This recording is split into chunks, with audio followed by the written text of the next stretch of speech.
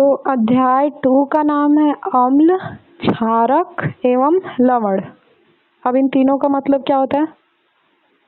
इन तीनों का मतलब होता है अम्ल मतलब एसिड, क्षारक मतलब बेस, लवण मतलब नमक। ठीक है। आपने पिछली कक्षाओं में अध्ययन किया होगा कि भोजन का खट्टा एवं कड़वा स्वाद भोजन में विद्यमान क्रमशः अम्ल एवं क्षारक के कारण होता है।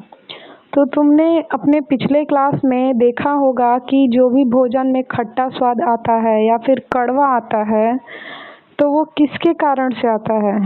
खट्टा आता है तो अम्ल के कारण होता है, क्षारक आता है तो क्षारक समझ ही रहो बेस, कड़वा होता है तो क्षारक के कारण होता है। यदि आपके परिवार का कोई सदस्य अत्यधिक भोजन करने के कारण अम्लता से पीड़ित है तो आप कौन सा उपचार सुझाएंगे? अगर मान लो कि तुम्हारे फैमिली में, तुम्हारे परिवार में कोई बहुत ज़्यादा भोजन कर लिया है, एकदम पेट भर के खाना खा लिया है, ठीक है। अगर उसके अम्लता मतलब कि उसके भोजन को पचाने के लिए इतना तो पता है ना कि हमारे शरीर में भोजन को पचाने के लिए हाइड्रोक्लोरिक अम्ल होता है। हाइड्रोक्लोरिक अम्ल HCl वो हमारे भोजन को पचाने में मदद करता है। ठीक है। लेकिन है तो वो अम्ल ना, अम्ल अगर किसी के हाथ पे गिर जाता है तो हाथ उसका जल जाता है।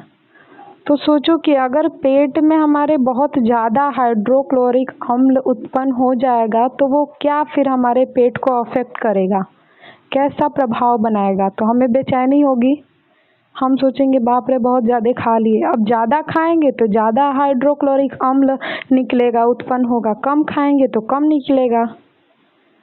तुम जितना ज़्यादा दौड़ोगे उतना ज़्यादा तुम्हें एनर्जी की ज़रूरत होगी, उतना ही ज़्यादा तुम सांस लोगे। होता है ना कि जब कोई ज़्यादा दौड़ता है तो बहुत तेज़ जल्दी जल्दी सांस लेता है।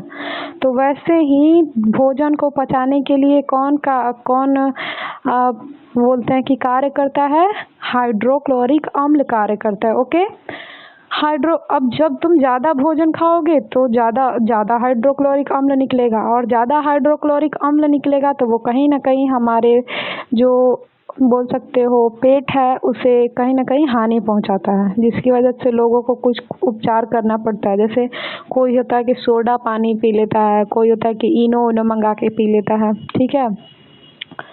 तो क्या आप करेंगे? नींबू पानी, सिरका या बेकिंग सोडा का विलयन। तो आप क्या दोगे उसे जब वो मतलब बहुत ज़्यादा हाइड्रोक्लोरिक अम्लता से पीड़ित है? तो आप उसे क्या देंगे? नींबू पानी देंगे या सिरका देंगे या बेकिंग सोडा का विलयन देंगे? बेकिंग सोडा का विलयन देंगे, मतलब कि बेकिंग सोडा का घोल देंगे। क्यों? क्योंकि हमारे पेट में जो उत्पन्न हुआ है वो है अम्ल, और बेकिंग सोडा का जो विलयन है वो है क्षारक। तो अम्ल और क्षारक एक दूसरे से अभिक्रिया करके लवण एवं पानी बना देंगे, जिसकी वजह से हमारे पेट को आराम मिलेगा। ठीक है। उपचार बताते समय आप किस गुण धर्म का ध्यान रखेंगे? आप अगर मान लो कि किसी को बता रहे हो भाई कि तुम नींबू पानी पी लो, चाहे सिरका भी काम आता है, सिरका पी लो या बेकिंग सोडा का विलयन पी लो, तो आप कुछ तो सोचते होगे ना कि ये पीने से ऐसे हो जाएगा। ऐसी हवा में तो कोई नहीं बोलेगा कि तुम जाओ, तुम्हें पेट में कब्ज है तो तुम क्या बोलते हैं, तुम चीनी खा लो, दही खा लो, कुछ भी मन करे जो खा लो। ऐसे नहीं ना, कुछ उसके पीछे राज होगा, कुछ उसके पीछे तुम्हारा लॉजिक होगा। तो यही पूछ रहा है कि उपचार बताते समय आप किस गुण धर्म का ध्यान रखेंगे? आप जानते हैं कि अम्ल एवं क्षारक एक दूसरे के प्रभाव को समाप्त कर देते हैं। अम्ल और क्षारक अगर एक साथ मिलता है तो वो लोग क्या करता है? क्षारक है तो अम्ल के प्रभाव को खत्म कर देगा, ठीक है, और अम्ल है तो क्षारक के प्रभाव को कम कर देगा, खत्म कर देगा, कम नहीं खत्म कर देगा। ठीक। तो जब दोनों जो खतरनाक चीजें हैं वो अगर खत्म हो गए तो हमारे बॉडी को ऑटोमेटिक आराम मिलेगा। तो आपने अवश्य ही इस जानकारी का उपयोग किया होगा। इसी जानकारी का उपयोग किया होगा कि भाई तुम्हारे अंदर जो है अम्ल क्या बोलते हैं हाइड्रोक्लोरिक अम्ल जम गया है, मतलब उत्पन्न हो गया है, तो तुम क्या करो कि तुम क्षारक का घोल पी लो। तुम्हारे घर में मान लो सोडा है चाहे इनो है, तो तुम क्षारक का विलयन पी लो। तो तुम क्या सोच के ये बोल रहे हो, यही ना कि तुम्हारे पेट में अगर अम्ल है और बाहर से अगर क्षारक तुम पीते हो तो ये दोनों एक दूसरे के प्रभाव को खत्म कर देंगे और तुम्हें आराम मिलेगा। समझ में आ रहा है ना?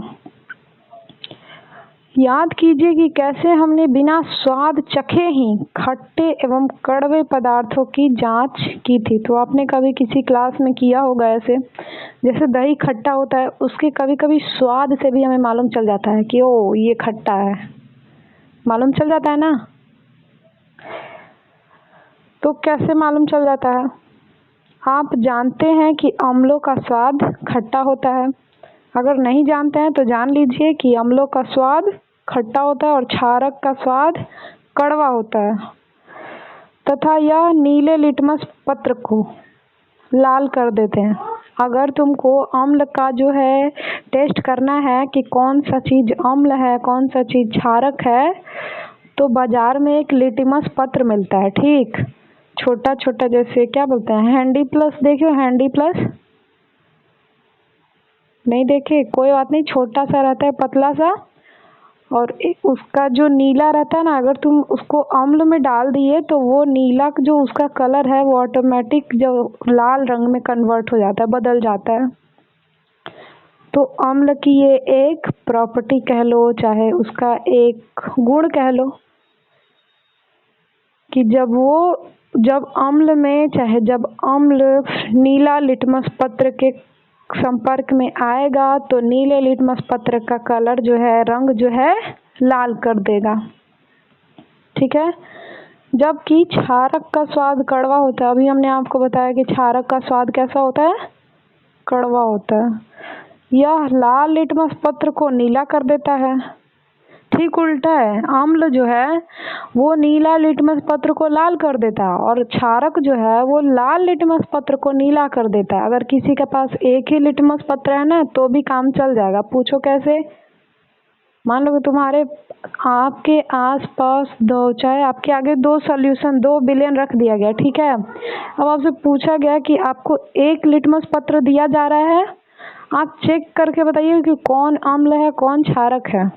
क्या करोगे? मान लो कि पहले हम क्षारक में डाल दिए, ठीक है। मान लो कि नीला लिटमस पत्र मिला है हमें ना, तो नीला है तो पहले हम इसको लाल बनाएंगे।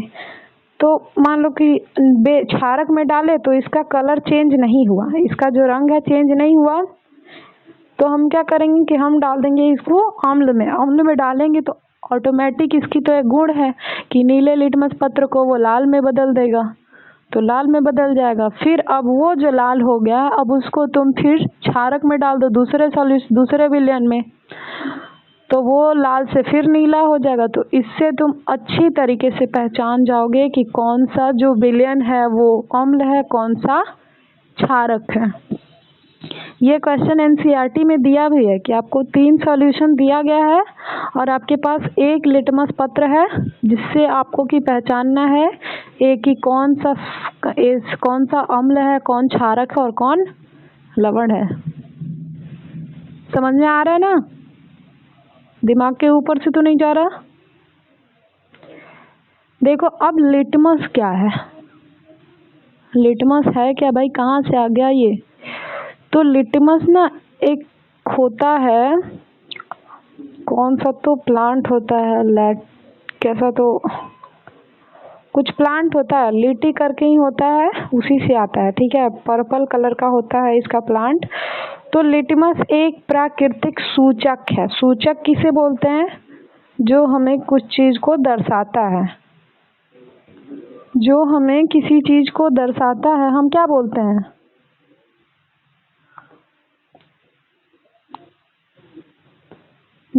हाँ बताओ क्या बोलते हैं?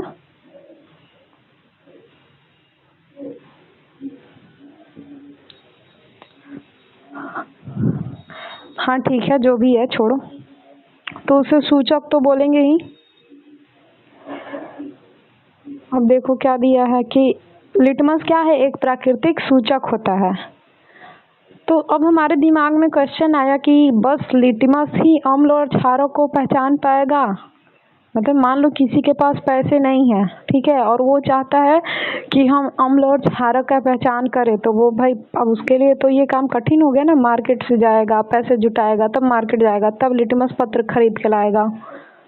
तो इसका एक और चीज़ है कि आप हल्दी से भी इस चीज़ को टेस्ट कर सकते हो, मतलब कि जान सकते हो। इसी प्रकार हल्दी भी एक ऐसा ही सूचक है। हल्दी भी जो है ऐसा ही सूचक है।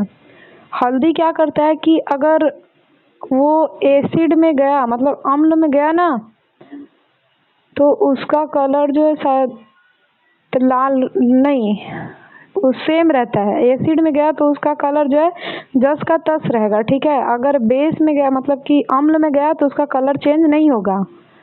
लेकिन अगर क्षारक में गया तो उसका कलर जो है ब्राउन या फिर लाल हो जाएगा, लाल नहीं तो भूरा।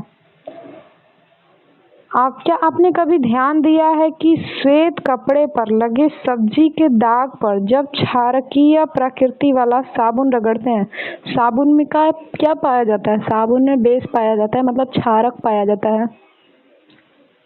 कपड़े के साबुन में क्षारक पाया जाता है। साबुन से रगड़ते हैं तब उस धब्बे का रंग भूरा लाल हो जाता है। अभी मैंने बताया ना कि क्षारक पर अगर तुम हल्दी डालोगे या फिर हल्दी पर क्षारक डालोगे तो उसका रंग क्या हो जाएगा? लाल नहीं तो भूरा हो जाएगा। लेकिन कपड़े को अत्यधिक जल से धोने के बाद पश्चात वह फिर से पीले रंग का हो जाता है। लेकिन अगर कपड़े को बहुत मतलब धोओगे तो वो क्या हो जाता है? फिर से पीले रंग का हो जाता है। अम्ल एवं क्षारक की जांच करने के लिए आप सिंथेटिक संश्लेषित सूचक जैसे मिथाइल ऑरेंज जो है ना, एक प्रकार का विलयन है, ठीक है। ये बूंद जैसे आँख की दवा आती है ना, वैसे ही ड्रॉप वाइज करके डाला जाता है। मिथाइल ऑरेंज या फिर फेनोप्थिलीन, ये सब याद रखना नाम। पहला चीज लिटमस पत्र, दूसरा टर्मरिक, तीसरा मिथाइल ऑरेंज, चौथा फेनोप्थिलीन। ओके, हाँ, इसका कलर भी याद रखना है कि अम्ल में इसका कलर कैसा होगा तो क्षारक में इसका कलर कैसा होगा। इस अध्याय में हम अम्ल एवं क्षारक की अभिक्रियाओं के बारे में अध्ययन करेंगे। अभिक्रिया तो जानते ही हो कि क्या होता है। हमें जानकारी प्राप्त होगी कि अम्ल एवं क्षारक कैसे एक दूसरे के प्रभाव को समाप्त करते हैं। हम ये तो जान गए कि अम्ल एवं क्षारक जो है एक दूसरे को प्रभाव को खत्म कर देते हैं, लेकिन कैसे खत्म कर देते हैं? कुछ तो उसके पीछे कुछ तो राज होगा, तो वही हम इस अध्याय में समझने की कोशिश करेंगे। साथ ही दैनिक जीवन में पाई जाने वाली तथा उपयोग में आने वाली बहुत सी रोचक वस्तुओं के बारे में भी हम अध्ययन करेंगे। हमारे दैनिक जीवन में भी तो अम्ल और क्षारक और लवण का कुछ न कुछ रोल है। सबसे बड़ा एग्जाम्पल है भोजन का पचना, अम्ल का है। अब जब जिसको ज़्यादा एसिडिटी जिसको बोलते हैं इंग्लिश में, बहुत ज़्यादा अम्लता से परेशान है तो सोडा भी क्षारक का एग्जाम्पल हो गया। तुम जो नमक खा रहे हो वो नमक कहाँ से आ रहा है? वो नमक आ रहा है इस अम्ल और क्षारक के अभिक्रिया के कारण आ रहा है। ये तो लोग बता दिए कि समुंदर में नमक उत्पन्न हो रहा है। नमक की कोई बोलता है समुंदर में नमक की चक्की चल रही है। ऐसे कैसे चक्की चल रही है भाई? पूरी दुनिया साइंस की है, साइंस पे सब कुछ डिपेंड करता है। तो नमक का अगर तुम एग्जैक्ट देखोगे तो नमक कहाँ से आ रहा है? अम्ल और क्षारक के बीच अभिक्रिया के कारण आ रहा है। तो तीनों का रोल हमारे दैनिक जीवन में कुछ न कुछ है। अब देखो लिटमस विलयन के बारे में दिया हुआ है। लिटमस विलयन जो होता है बैगनी रंग का रंजक होता है, ठीक है। जो थैलोफाइट, हाँ देखो यहाँ प्लांट का नाम दिया है, लाइकेन है ना, लीचेन पौधा से पाया जाता है, जो थैलोफाइट समूह के लीचेन पौधे से निकाला जाता है। प्रायः इसके सूचक की तरह इसे सूचक की तरह उपयोग किया जाता है।